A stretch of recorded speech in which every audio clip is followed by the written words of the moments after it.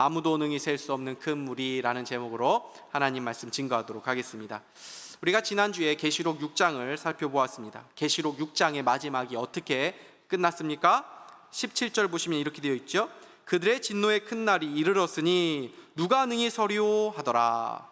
여섯째 인을 뗄 때에는 이 심판이 전 우주적이고 또 전 지구적이고, 그래서 어떠한 능력자, 어떠한 지혜자, 어떠한 권력자라고 할지라도 그것을 피할 수 없어서 이제 절망하게 되는데, 그때 누가 이 심판 앞에 설 수 있겠는가 하는 외침으로 이 6장이 끝나는 것을 우리가 보았습니다.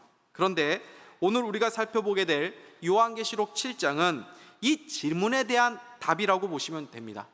누가 능히 서리오라고 질문을 했는데 그 하나님의 심판 앞에 능히 서는 자들이 있다라는 것을 지금 보여주는 것입니다. 그들이 누구입니까?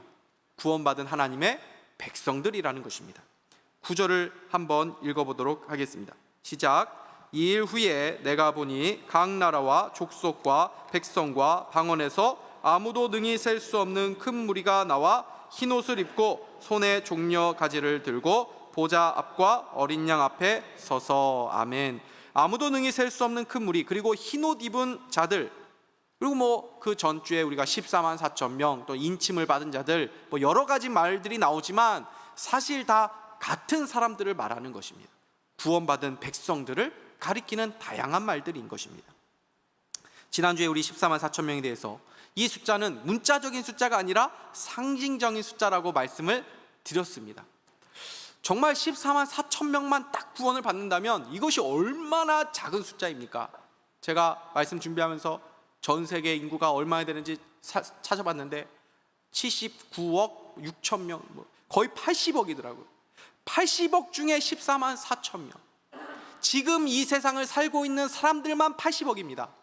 근데 오고 오는 모든 세대들 속에서 14만 4천 명만 구원받는다고 하면은 누가 구원받을 수 있겠습니까? 이거는 문자적인 의미가 아니라 바로 오고 오는 모든 구원받은 백성들의 총수를 가리키는 것입니다. 그래서 9절에서 아무도 능히 셀 수 없는 큰 무리라고 나와 있습니다. 이렇게 하나님의 구원받은 백성들은 셀 수 없을 만큼 큰 무리라는 것을 우리에게 보여주는 것입니다. 이것은 아브라함의 언약의 성취도 보여주기도 합니다. 하나님께서 믿음의 조상 아브라함을 이제 선택하셔서 아브라함이 자식 하나 없을 때에 하나님께서 아브라함을 밤중에 불러내십니다. 그리고 하늘을 보라고 하십니다. 그리고 그 무별들을 한번 셀 수 있나 보라고 하십니다. 그렇게 셀 수 없는 자손을 너에게 주리라. 바다의 모래알 같이 많은 자손이 되게 할 것이다. 이렇게 약속을 하셨습니다. 그런데 이 말씀을 우리가 조금 생각해 보면 이것이 참 우리에게 많은 의미를 준다고 생각을 합니다. 사실 아브라함과 이 약속을 하신 다음에 한 200여 년이 지난 이후에 야곱과 그의 가족 한 70여 명이 애굽으로 이주하는 사건이 벌어집니다. 200여 년이 지났는데 인구수가 몇 명이었다고요? 70여 명이라고. 1년에 한 명씩만 늘어도 200명이 될 텐데, 그러니까 평균 어떤 번창하는 그런 것보다도 그 속도가 훨씬 더 더딘 것이죠. 그러나 오늘 말씀은 하나님의 약속은 반드시 성취된다라는 것을 사실 우리에게 보여주는 것입니다. 저와 여러분에게 이러한 시간들이 있을 수 있습니다. 하나님의 약속의 실현이 너무 더뎌서 어쩌면 우리의 시간 속에서 하나님의 약속의 그 열매를 보려고 하는 것이 우리의 욕심일지도 모른다는 생각이 듭니다. 그러나 하나님은 우리에게 믿음을 요구하시는 분이십니다. 열매가 보이지 않아서 낙담하는 시간이 있을 수 있지만 그 시간이 결코 헛된 시간이 아니라 반드시 필요한 시간이라는 것입니다. 오늘 말씀 속에서 하나님은 그 모든 약속을 신실하게 이루시는 하나님이시라는 것을 보여주면서 하나님의 약속은 반드시 이루어진다라는 그런 믿음을 우리에게 요청하고 계십니다. 그 믿음 가지고 비록 풍성한 열매가 보이지 않을지 몰라도 믿음으로 하나님 앞에 반응하면서 하나님께 영광 돌릴 수 있는 우리 모두가 될 수 있기를 주님의 이름으로 축복합니다. 수많은 이 무리들은 흰옷을 입고 손에 종려가지를 들고 있다고 합니다. 이것은 이들이 승리한 자다라는 것을 보여주는 것입니다. 로마에서 개선 장군이나 또는 로마 황제가 이 승리한 이후에 그 흰옷, 길게 입은 흰옷을 입고 거닐었다라고 합니다. 종려가지 역시도 승리의 축제를 상징하는 것입니다. 개선장군은 그 모든 승리의 영광을 자신이 다 취합니다. 자신의 이름을 다 높입니다. 황제도 자신의 이름을 다 높입니다. 그러나 흰옷 입은 이 무리들은 모든 승리의 영광을 자신들에게 돌리고 있지 않습니다. 보좌에 앉으신 하나님과 그 어린 양에게 돌리고 있습니다. 우리 10절 말씀을 같이 한번 읽어보도록 하겠습니다. 시작. 큰 소리로 외쳐 이르되 구원하심이 보좌에 앉으신 아멘. 이들 중에는 순교자들도 있었을 것입니다. 믿음으로 참 큰 어려움과 시련들을 이겨내고 그렇게 하나님 앞에 선 자들도 있었을 것입니다. 그러나 그들 모두 그 모든 승리와 구원이 자신의 힘과 노력으로 얻은 것이 아니라 보좌에 계신 하나님과 어린 양으로 인하여 얻어진 것이라고 고백하면서 찬양하고 있는 것입니다. 이들이 부르는 찬양이 무엇이었습니까? 구원하심이 보좌에 앉으신 우리 하나님과 어린 양에게 있도다. 우리가 모르는 내용입니까? 아닙니다. 다 아는 것이죠. 천상에서 하나님을 찬양하고 있는데 그 내용이 뭔가 이렇게 특별하고 새롭고 뭔가 어떤 신비로운 계시가 담겨져 있는 내용들이 아닙니다. 우리가 은혜라고 얘기하는데 이 은혜가 무엇입니까? 모르는 것을 새롭게 배우는 것이 아닙니다. 늘 들었던 말씀인데, 늘 아는 말씀인데 그것이 내 마음 가운데 살아서 움직여서 새롭게 다가오는 것을 경험하게 될 때에 은혜라고 말하지 않습니까? 가끔 어떤 기독교 신문 이런 것들을 보면은 어떤 집회를 광고하거나 또는 어떤 책들에 대해서 광고하는 그 광고들을 보게 됩니다. 근데 거기에 마치 무슨 청기누설을 하는 것처럼 지금까지 풀지 못한 말씀의 해석이 여기 있습니다, 뭐 이런 식의 광고들을 가끔씩 볼 때가 있습니다. 여러분, 그걸 보면은 딱 알아야 됩니다. 이거 가짜구나. 지금까지 아무도 해석하지 못한 것을 자기들만 어떤 자기의 그 집회에서만 해석이 되고 또 그 선포가 된다라고 한다면 100% 가짜입니다. 왜 그렇습니까? 하나님이 우리에게 주신 그 복음은 감추어진 복음이 아니기 때문입니다. 하나님께서는 하나님의 신실한 종들을 늘 세우셔서 지금까지 말씀을 우리에게 전해주시고 가르쳐 주셔 오신 것입니다. 새로운 것, 뭔가 어떤 다른 것, 그런 것들이 또 있나? 그런 것들을 찾지 마십시오. 여기에 구원이 있고 여기에 복음이 있는 것입니다. 여러분이 이미 들은 복음이 진짜입니다. 바울이 말하죠. 하늘로부터 온 천사라도 할지라도 우리가 너에게 전해준 복음 외에 다른 것을 가르친다면 그것은 저주받을 일이다. 무슨 말입니까? 너희들이 이미 들은 복음, 너희들이 이미 알고 있는 복음, 그게 진짜라는 것입니다. 새로운 것이 없다라는 것입니다.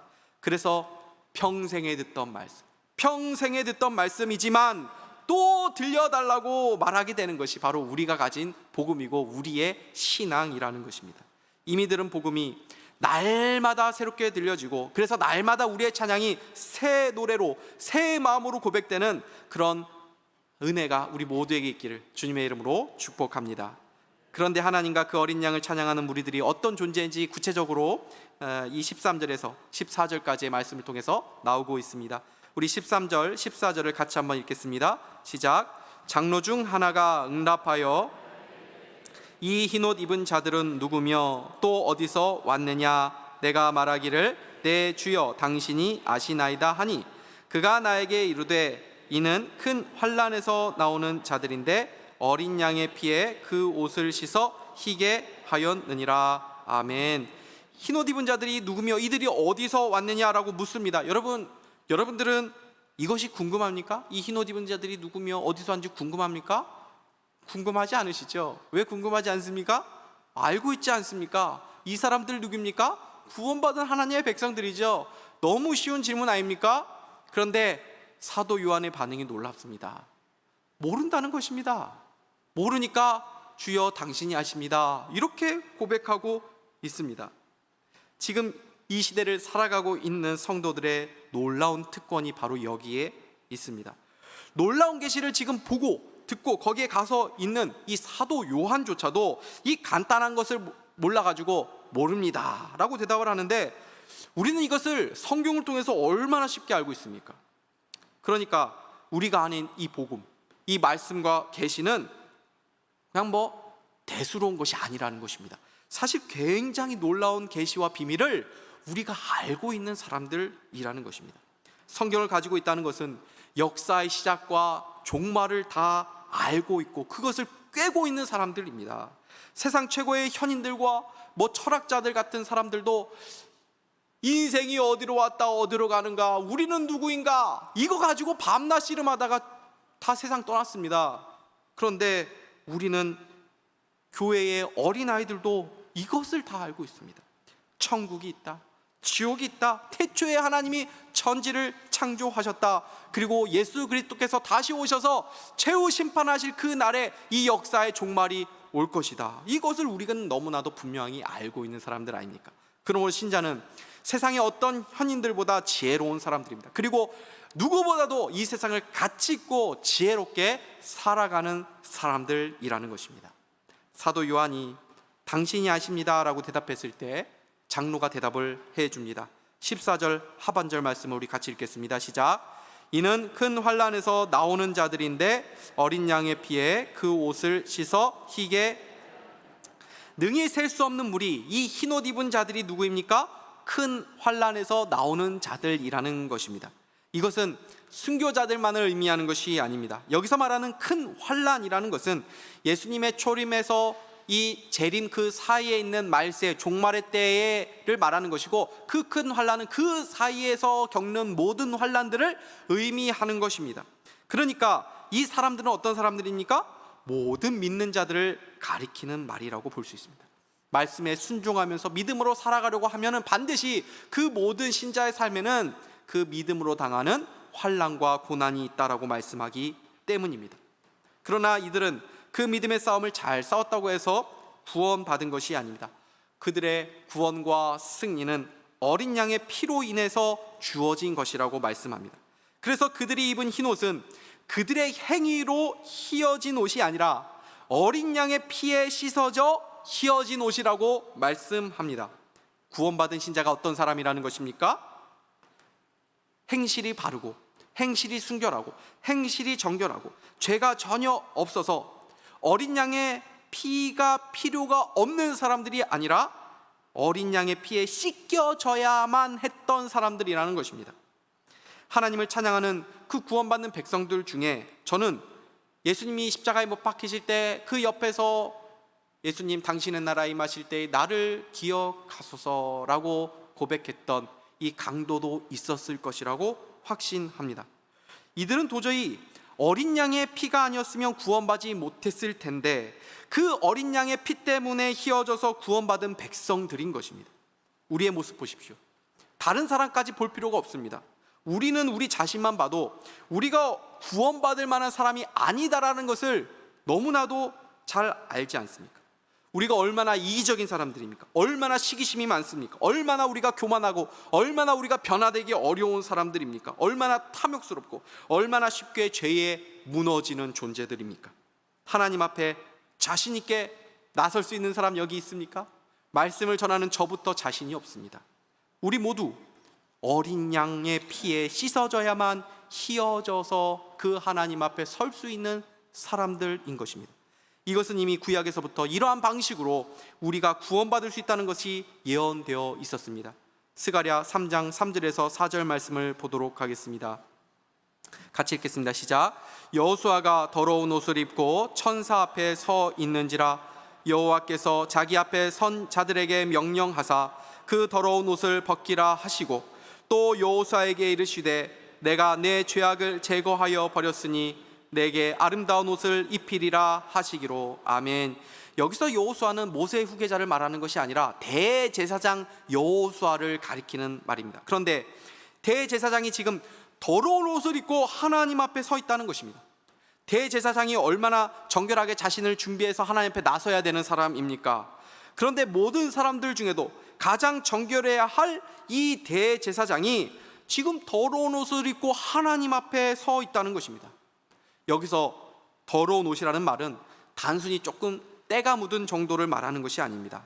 사람들의 배설물이나 짐승의 부정한 피나 아주 기름으로 얼룩진, 그래서 잘 씻겨지지 않는 그런 더러운 것을 말하는 것입니다. 그래서 이 부분을 새 번역 성경에서는 냄새나는 더러운이라고 번역을 하고 있습니다. 다시 말해서 방금 전까지 더러운 곳에 있었다라는 것을 보여주는 것입니다. 죄를 짓다가 현행범으로 지금 잡혀서 하나님 앞에 이 사람이 서 있는 것입니다.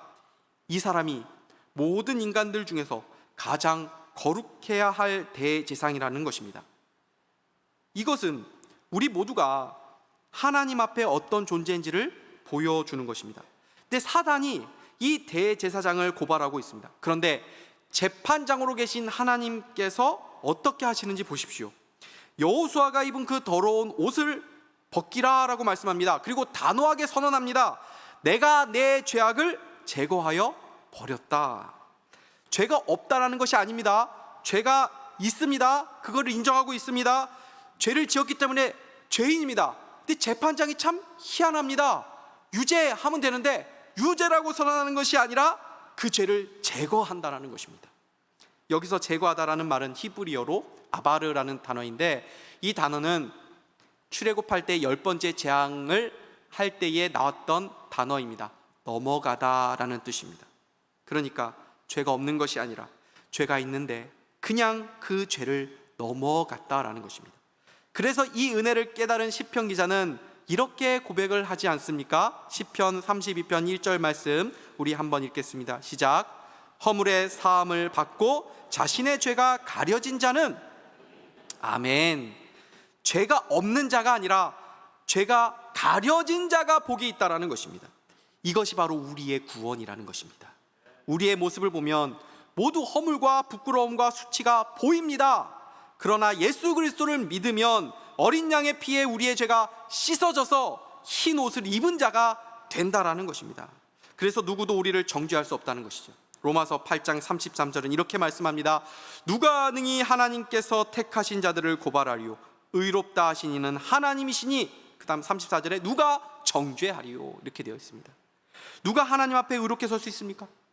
누가 자신의 힘으로, 자신의 자력으로 그렇게 구원을 얻을 수 있습니까? 아무도 없는 것입니다. 오직 어린 양의 피에 씻어 희어진 자들만이, 그리스도의 의를 입은 자들만이 능히 하나님 앞에 설 수 있다는 것입니다.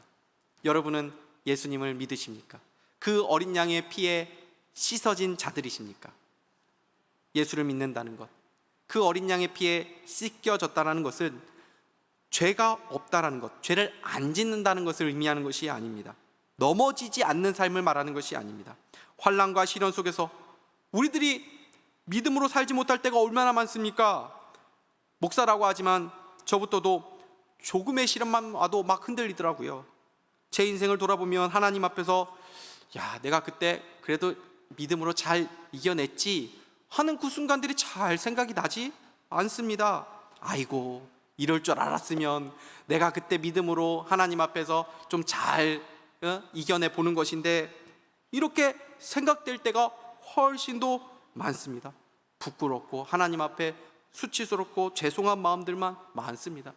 성도들 중에서도 내가 이렇게 하나님 앞에 살아도 되나 하면서 늘 부끄럽고 부족하고 죄송한 마음으로 살아가시는 분들이 계시지 않습니까? 그러나 예수의 피로 씻어진 자들이 어떤 사람이라는 것입니까? 비록 내 영혼에 더러운 얼룩이 생겨도 다시 그 보혈에 의지하여서 그 내 영혼에 묻은 그 얼룩을 제거하는 사람들이라는 것입니다. 나의 무너짐과 더럽혀짐을 볼 때마다 끊임없이 그리스도의 그 속죄의 보혈의 능력을 의지해서 다시금 하나님 앞에 나아가는 사람들이 바로 이 어린 양의 피에 씻어 희어진 자들이라는 말입니다. 마라나타, 주 예수여 어서 오시옵소서. 우리가 이 찬양, 이 고백을 어떻게 할 수 있습니까? 우리의 행실 보면서 담대하게 할 수 있는 것입니까? 우리는 그렇게 할 수 없는 사람들입니다. 바로 이 어린 양 예수 그리스도의 보혈로 인해서 우리가 구원받았다는 확신이 있기 때문에 이 믿음의 아름다운 고백을 할 수 있는 줄 믿습니다. 그러므로 성도 여러분, 하나님이 여러분 붙잡고 계시고 여러분을 반드시 돌보고 계심을 믿으시고 포기하지 마시고 하나님이 여러분에게 주신 그 인생을 끝까지 살아낼 수 있기를 바랍니다. 그것이 믿음입니다. 하나님이 에스겔에게 이 믿음 요청하셨습니다. 에스겔 16장 6절 하반절 말씀 보면 이런 말씀이 있습니다. 너는 피투성이라도 살아있으라. 다시 이르기를 너는 피투성이라도 살아있으라. 왜요? 살아남아서 하나님이 어떻게 너의 인생 가운데 들어오셔서 일하시는지, 우리를 어떻게 결국은 인도해 가시는지, 어떻게 우리로 하여금 최후 승리자가 되게 하시는지를 보라는 것입니다.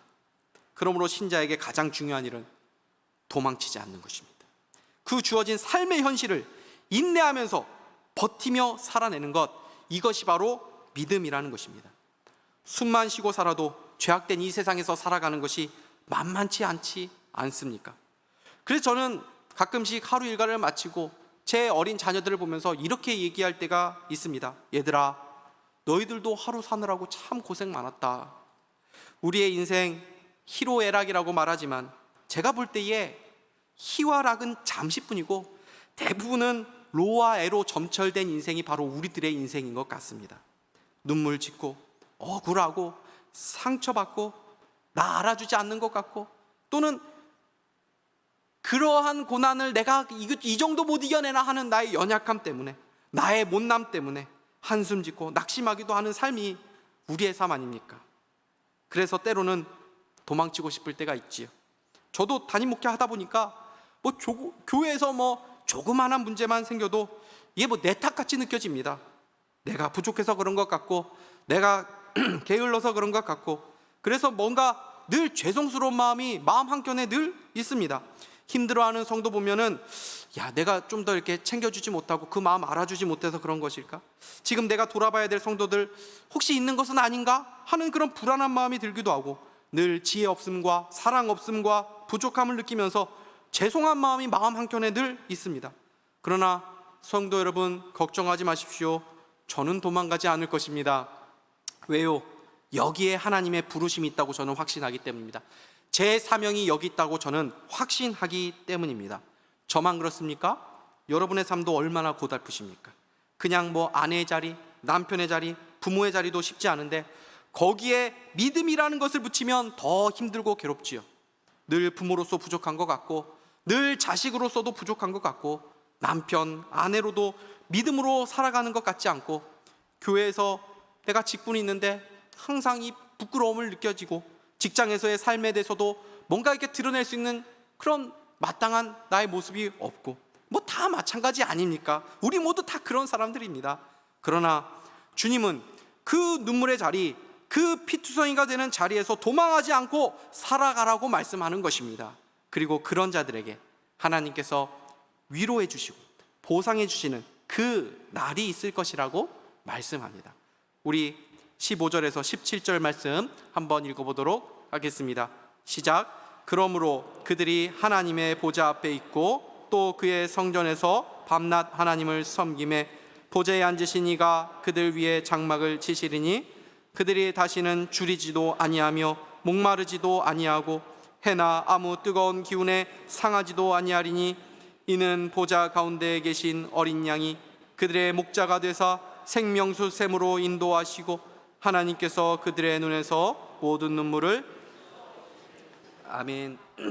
이 말씀은 그 모든 삶의 고난을 많은 눈물과 또는 상처와 아픔을 겪으며 피투성이가 되어서면서도 결국 믿음으로 승리한 모든 주의 백성들에게 하나님께서 어떤 위로와 보상과 또 격려를 해주시는지를 보여주시는 말씀입니다. 그 나라에서는 그들을 모든 위협과 위험에서 보호해 주시고 안전하게 지키시며 모든 것에 부족함이 없도록 보장해 주실 것이라고 말씀합니다. 다시는 주림도 목마름도 없고 해나 뜨거운 기운에 상한 일도 없게 됩니다. 그리고 보좌에 계신 그 어린 양이 우리의 목자가 되어서 우리가 영원한 사귐을 상징하는 그 생명수 가운데로 인도해 주실 것이고 우리의 모든 눈물을 씻어 주실 것이다 라고 약속해 주고 계신 것입니다. 제가 이 구절을 묵상을 하면서 만약 제가 하나님 앞에서 이러한 위로와 보상을 받는다면 물론 기쁘고 감사하겠지만 그 마음보다 오히려 앞서는 마음은 죄송하고 이 부끄러운 마음에 하염없이 눈물을 흘릴 것 같다는 생각이 들었습니다. 왜냐하면 제가 하나님 앞에서 이런 보상과 위로를 받을 만한 자격이 없는 사람이라는 것을 느껴지기 때문입니다. 예수님 만나면 제가 인생을 잘 살았다고 당당하게 나올 수 있을 것 같지 않습니다. 오히려 얼마나 인생을 내가 잘못 살아왔는지, 얼마나 내가 내 생각만 하고 이기적으로 살아왔는지, 사명도 잘 감당하지 못하고 믿음으로 잘 살지 못하고 목사라고 하면서도 성도들 많이 사랑하지 못하고 더 많이 복음 전파하지 못하고 더 성실하게 주의 일을 감당하지 못한 것들만 자꾸 생각이 나서 오히려 눈물만 흘러내릴 것 같습니다. 우리가 얼마나 완고하고 고집불통이고 구제불능한 죄인들인지 너무나도 잘 알고 있습니다. 그런 자들 한 사람 한 사람을 이끌어 주시고 인도하시고 참으시고 변화시키셔서 결국은 능히 셀 수 없는 하나님의 백성으로 삼으시고 천상의 예배자들로 삼으시는 그 하나님의 능력과 사랑을 우리는 이 말씀을 통해서 보게 되는 것입니다. 그러니까 어찌 그 하나님과 그 어린 양을 찬양하지 않을 수 있겠습니까?